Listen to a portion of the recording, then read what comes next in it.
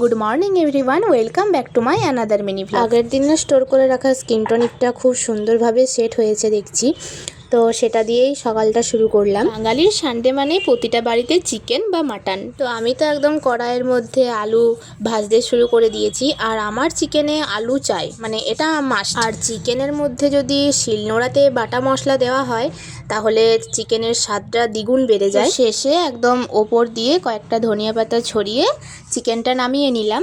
আর এবার চাপাচ্ছি শিম পোস্ত। তো আজকে এইটা প্রথমবার আমি ট্রাই করেছি, আমার ইউটিউব মাতার কাছেই শেখা। ওই প্রথমে গরম তেলে কয়েকটা কালো জিরে ফোড়ন দিয়ে পর শিমটা দিয়ে সর্ষে আর পোস্ত বাটাটা ঢেলে দিতে হবে। আর এদিকে বাড়িতে চলে এসেছে মিষ্টি সোনা, এসে একদম সোজা আমার কোলে।